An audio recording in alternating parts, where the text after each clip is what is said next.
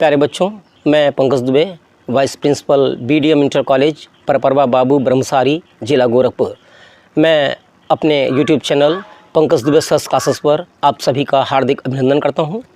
प्यारे बच्चों, आज हम लोग कक्षा 10 हिंदी के पद्य खंड के एक अध्याय धनुष भंग का अध्ययन करेंगे, जो कि गोस्वामी तुलसीदास जी द्वारा रचित है। इस अध्याय को बच्चे बहुत कठिन समझते हैं और उनको इसमें दिक्कतें आती हैं, लेकिन अगर इस वीडियो को आप पूरा देख लेंगे तो मेरा पूरा विश्वास है कि आपको ये चैप्टर आसान लगने लगेगा। इस चैप्टर में मैं इसकी एक एक शब्द की व्याख्या करके समझाने का आपको प्रयास करूँगा। तो आइए बिना समय बर्बाद करे इस अध्याय को चालू करते हैं। उदित उदयगिरी मंच पर रघुवर बाल पतंग। ये अध्याय जैसा कि नाम से स्पष्ट है, धनुष भंग इस पाठ का नाम है। तो इस प्रकरण में जनक जी ने प्रण किया था कि जो धनुष की प्रत्यंचा चढ़ा देगा, मैं उससे अपनी पुत्री सीता का विवाह करूंगा। तो सीता स्वयंवर हो रहा था, तो उसमें देश देश के अनेकों बलशाली, प्रतापी, पराक्रमी राजा आए हुए थे जो शिव जी के धनुष को उठाने का प्रयास कर रहे थे। लेकिन बहुत से राजा प्रयास करके थक गए, वो शिव जी के धनुष को उठाना, प्रत्यंचा चढ़ाना तो दूर, हिला तक नहीं सके। तो आइए देखते हैं आगे क्या होता है। उदित उदयगिरी मंच पर रघुवर बाल पतंग, बिकसे संत सरोज सब, हर्षे लोचन भृंग। तो तुलसीदास जी कहते हैं कि जब जो मंच सजा हुआ था, उस उदयाचल रूपी मंच पर जब बाल सूर्य रूपी श्री रघुवीर जी का उदय हुआ, तो बिकसे संत सरोज सब, सभी संतों के मन रूपी जो कमल थे वो विकसे मतलब विकसित हो उठे। सरोज माने कमल, संत माने संत लोग, साधु संत, और विकसे माने विकसित हो उठे। क्या हो गया कि जैसे ही उदयाचल रूपी मंच पर जब श्री राम रूपी बाल सूर्य का उदय हुआ, तो वहाँ उपस्थित सभी संतों के कमल रूपी मन खिल उठे। मतलब जो सब संत थे वो कमल रूपी संत सब खिल उठे, और हर्षे लोचन भृंग, और उन सभी लोगों के जो नेत्र रूपी भंवरे थे वो हर्षित हो उठे, चंचल हो उठे। जिस प्रकार कमल खिल जाने पर भंवरे बहुत प्रसन्न हो जाते हैं, उसी प्रकार जब श्री राम रूपी सूर्य का उदयाचल मतलब उस मंच पर आगमन हुआ, तो सभी संतों के कमल रूपी मन खिल उठे और उनके भ्रमर रूपी, भंवरे रूपी जो नेत्र थे वो सब हर्षित हो उठे, चंचल हो उठे। आगे देखिए। नृपन केरी आशा निशिनासी। नृपन माने राजा होता है। नृपन केरी मतलब राजाओं की आशा निशिनासी, आशा रूपी रात। निशि माने होता है, निशा माने रात, नाशी माने नष्ट हो गई। तो जो वहाँ राजा बैठे थे, उनकी जो आशा रूपी रात थी वो सब श्री रामचंद्र जी के मंच पर आते ही नष्ट हो गई। बचन नखत अवली न प्रकाशी, और उनके नखत पर नक्षत्र होता है और अवली माने पंक्तियाँ, न प्रकाशी मतलब प्रकाशमान नहीं रह गई। और उनके जो वचन रूपी जो लंबी चौड़ी डींगे हाँक रहे थे वो लोग कि ऐसा कर दूंगा वैसा कर दूंगा, तो उनके जो वचन रूपी जो नक्षत्र थे वो प्रकाशमान नहीं रह गए। जैसे कि जब सूर्य उदय होता है तो आप लोगों ने ध्यान दिया होगा, आकाश में अगर चंद्रमा होता है या तारे होते हैं तो वो निस्तेज हो जाते हैं, उनका सारा प्रकाश दिखाई नहीं देता, लुप्त हो जाता है। उसी प्रकार मानी महिप कुमुद सकुचाने, मानी माने अभिमानी, और जो अभिमानी राजा थे वो कुमुदनी की तरह सकुचाने मतलब संकुचित हो गए, सिकुड़ गए, शर्मा गए। कपटी भूप उल्लू लुकाने, और जो कपटी राजा लोग थे वो उल्लू की तरह छिप गए। आप लोग जानते ही हैं कि जब दिन का प्रकाश होता है तो उल्लू छिप जाया करते हैं, वो दिन के प्रकाश में उल्लू नहीं नजर आते हैं। तो जब भगवान श्री राम रूपी सूर्य का उदय हो गया, तो जो ये कपटी भूप थे वो उल्लू की तरह इधर उधर कहीं छिप गए। भय विशोक कोक मुनि देवा। भय माने हो गए, विशोक माने शोक रहित मतलब बिना शोक के, कोक मुनि देवा चकवे मुनि और देवता लोग बिना शोक के हो गए, अर्थात उनका जो शोक था, कष्ट था, दुख था, वो सब दूर हो गया। बरसहि सुमन जनामहि सेवा, और वो अपनी सेवा प्रकट करते हुए आकाश मार्ग से पुष्प बरसाने लगे। गुरुपद बंदी सहित अनुरागा, गुरुपद, गुरु कौन थे उनके? विश्वामित्र जी उनको लेके गए थे वहाँ सीता के स्वयंवर में। तो गुरु के चरणों में बंदी माने वंदना की। कैसे वंदना की? सहित अनुरागा, प्रेम पूर्वक प्रेम से श्री रामचंद्र जी ने अपने गुरु के चरणों की वंदना की। राम मुनिन सन आयसु मांगा। उसके बाद श्री रामचंद्र जी ने वहाँ उपस्थित मुनियों से आज्ञा मांगी धनुष तोड़ने की। देखिए कितना संस्कार और कितनी शिष्टता शालीनता है। सहज ही चले सकल जग स्वामी। गुरु से और वहाँ मुनियों से आज्ञा मांगने के बाद में श्री रामचंद्र जी कैसे चले? सहज ही चले सकल जग स्वामी, मत मंजुबर कुंजर गामी। जानते हैं आप हाथी का पर्यायवाची होता है गजहस्ती दंती कर कुंजर दीप मार्तंड। तो यहाँ पे कुंजर आया है मतलब हाथी। तो क्या है कि श्री जगत के स्वामी श्री रामचंद्र जी जब मंच की तरफ बढ़े तो किस तरह बढ़े? जैसे कोई मतवाला हाथी, श्रेष्ठ मतवाला हाथी अपनी मस्तानी चाल में चलता है, उसी प्रकार तीनों लोगों के स्वामी श्री रामचंद्र जी मंच की तरफ, धनुष की तरफ बढ़ते हैं। चलत राम सब पुर नर नारी, पुलक पूरी तन भय सुखारी। और जब लोगों ने देखा, जनकपुर के लोगों ने देखा, जो बहुत देर से तमाशा देख रहे थे कि बड़े बड़े पराक्रमी राजा गए और धनुष को बिना छुए हिलाए वापस आके शर्मा के बैठ गए, तो वो चिंतित थे कि हे भगवान ये धनुष टूटेगा भी कि नहीं टूटेगा। और जब उन्होंने देखा कि श्री रामचंद्र जी ऐसे सुंदर सुयोग्यवर अब मंच की तरफ बढ़ रहे हैं, तो सभी लोग मतलब सारे लोग पुर नर नारी, मतलब उस जनकपुरी के सारे नर नारी वे सब पुलकित हो गए और तन भय सुखारी, और उनके तन शरीर में सुख का संचार हो गया, मतलब उनके शरीर सुखी हो गए, मन पुलकित हो उठा। बंदी पितर सुर सुकृत सम्हारे, जौ कछु पुण्य प्रभाव हमारे। वे सभी लोग जनकपुर के जो निवासी थे वे अपने अपने देवी देवताओं की वंदना करने लगे और अपने अपने अच्छे कामों को याद करने लगे और ये भी भगवान से मनाने लगे कि हे भगवान, यदि हमने जीवन में कुछ भी पूर्ण किया हो और हमारे जीवन में कुछ भी पुण्य का फल अगर आप देना चाहते हो तो शिवधनु मृणाल की नाई, तो इस शंकर जी के धनुष को मृणाल की नाई, मृणाल क्या होता है? कमल की डंडी। तो इस शंकर जी के धनुष को कमल की डंडी के समान तोरहु राम गणेश गोसाई, तो हमारा पुण्य लग जाए और भगवान श्री रामचंद्र जी इस शिव जी के धनुष को कमल की डंडी के समान तोड़ दें। देखिए पूरे जनकपुर के नर नारी अधीर थे, आतुर थे, व्याकुल थे कि श्री रामचंद्र जी धनुष को तोड़ करके सीता जी से ब्याह करें। आगे देखिए दूसरा पैरा। राम ही प्रेम सहित लखी, सखिन समीप बुलाई, सीता मातु स्नेह बस, बचन कहई बिलखाई। जब माता सीता ने देखा, जब सीता जी की माता ने देखा कि श्री रामचंद्र जी ऐसा सुकुमार कोमल कम उम्र वाला एक राजकुमार मंच की तरफ बढ़ रहा है उस धनुष को तोड़ने के लिए, जिसको बड़े बड़े महारथी, बड़े बड़े राक्षस और प्रतापी राजा नहीं हिला पाए, नहीं तोड़ पाए, तो वो बेचारे जा रहे हैं धनुष तोड़ने के लिए। तो देख के उनको दया लग रही थी और मन में व्याकुलता थी, कह रही ये धनुष तोड़ पाएंगे नहीं। और वो एक सखी को बुला करके क्या कह रही हैं? राम ही प्रेम समेत लखी। उन्होंने श्री रामचंद्र जी को प्रेम सहित देखा और फिर अपनी सखी को अपने पास बुला करके क्या कहा? सीता मातु स्नेह बस बचन कही बिलखाई। और सीता जी की माता प्रेम के वशीभूत होकर रो रो करके अपनी सखी से यह वचन कह रही हैं कि सखी सब कौतुक देख निहारे। हे सखी, यहाँ जितने लोग इकट्ठे हुए हैं ऐसा प्रतीत होता है मानो वे सभी कौतुक देख निहारे, मतलब वो तमाशा देखने के लिए यहाँ एकत्र हुए हैं। ऐसा लगता है कि ये सारे लोग यहाँ पर तमाशा देखने के लिए इकट्ठे हुए हैं।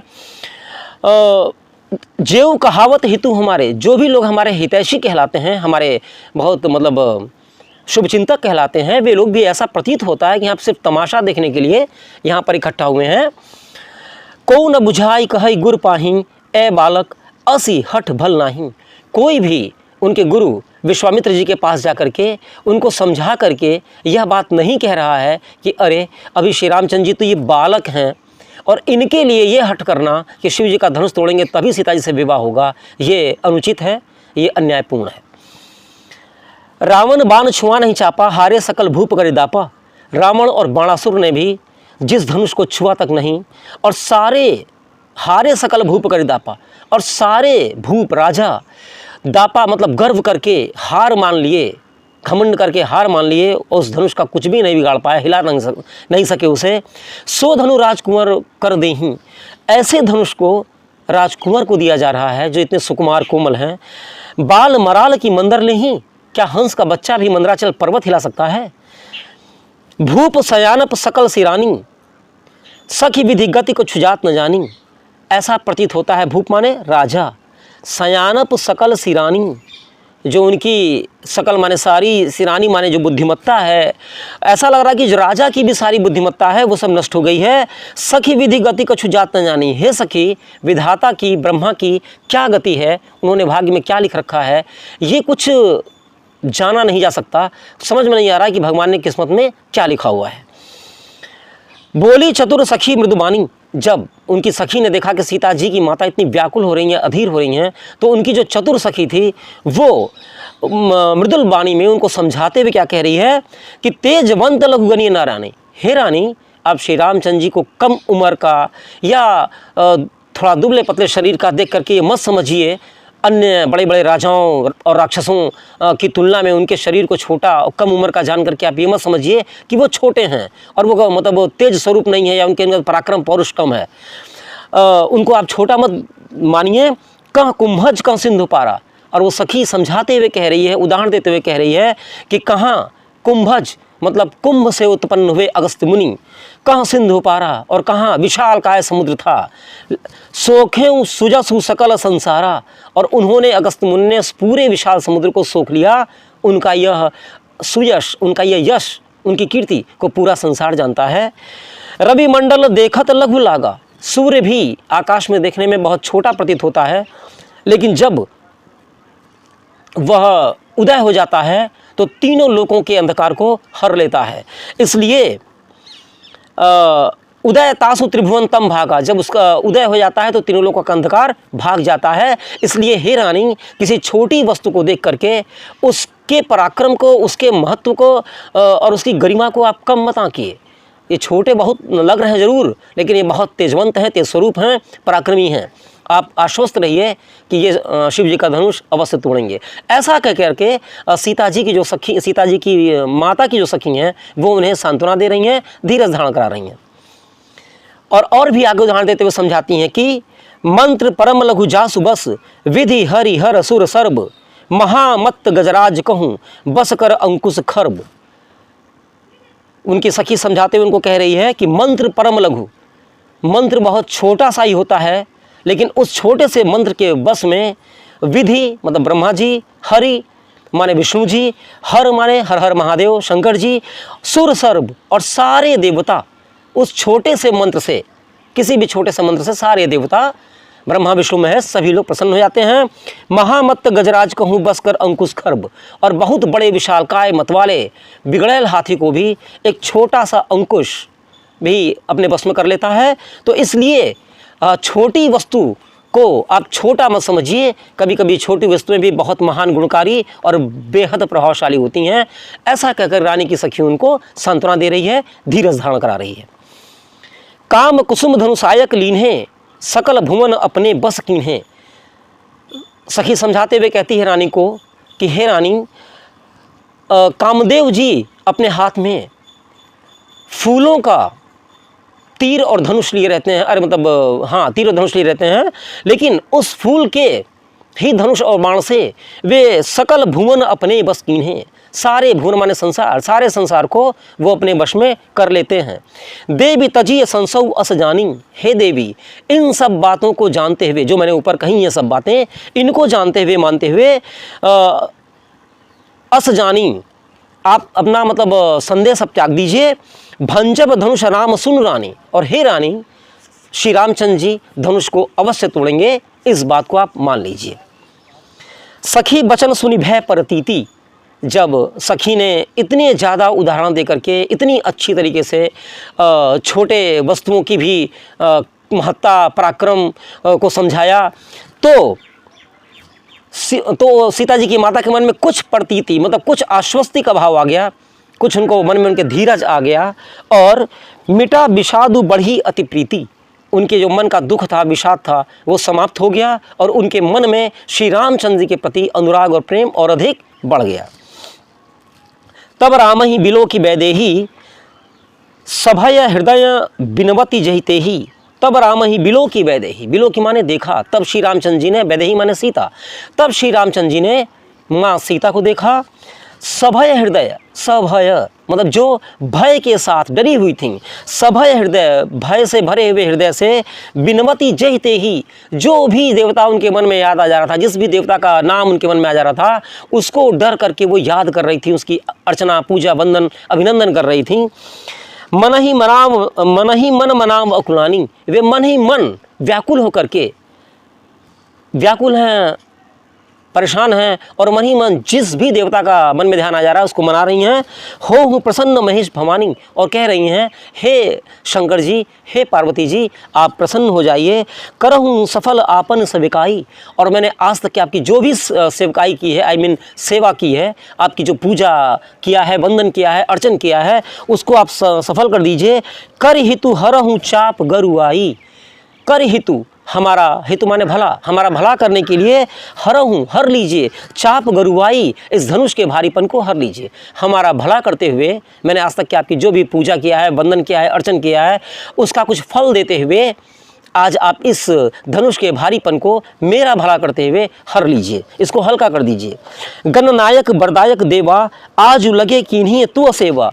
हे गणों में नायक, वर देने वाले श्रेष्ठ देवता, देवताओं में श्रेष्ठ अर्थात गणेश जी, आज लगे कीन्ही तू सेवा, आज ही के दिन के लिए हमने आपकी वंदना की है, पूजा की है और वंदन किया है आपका।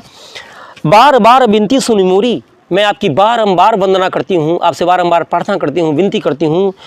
करहु चाप गुरुता अति थोरी, मेरी इस प्रार्थना को, बार बार प्रार्थना को सुन करके आप इस चाप मतलब धनुष की गुरुता मतलब भारीपन को अति थोरी, बहुत कम कर दीजिए।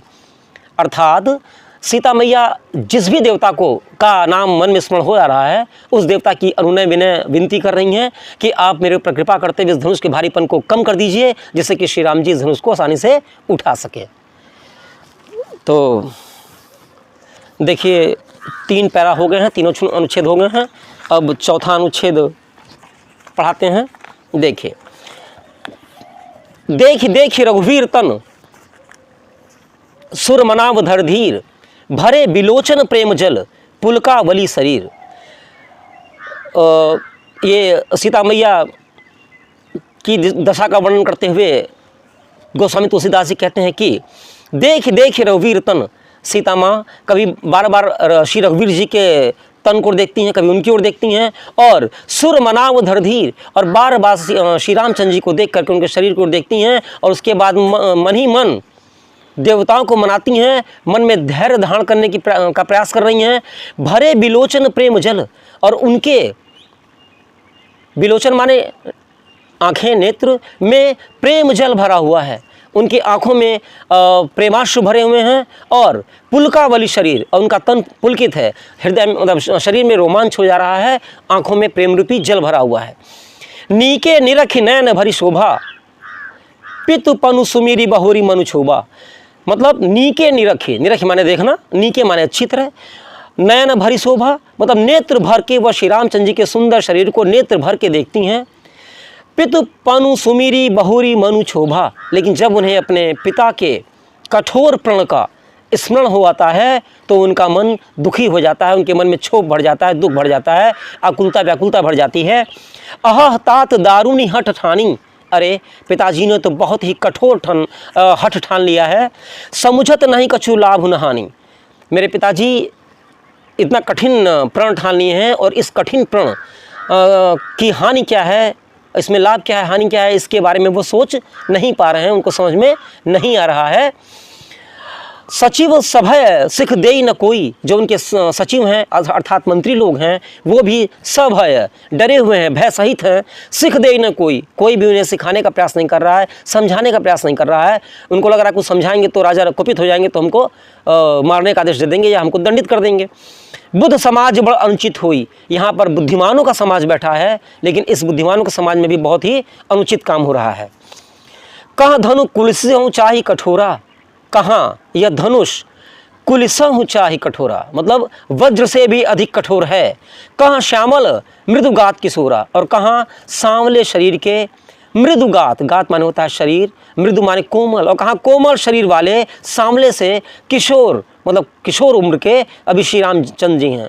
विधि के ही भांति धरो उर्धीरा, हे विधाता मैं किस भांति अपने मन में, अपने हृदय में धैर्य धारण करूं। सिरस सुमन कन बेधी हीरा, क्या सिरस के कण भी, सिरस क्या होता है, सिरस का फूल सबसे ज़्यादा कोमल माना जाता है और उसके कण और भी कोमल होते हैं। तो क्या सिरस पुष्प के कण जो होते हैं वो कठोर हीरे को भेद सकते हैं।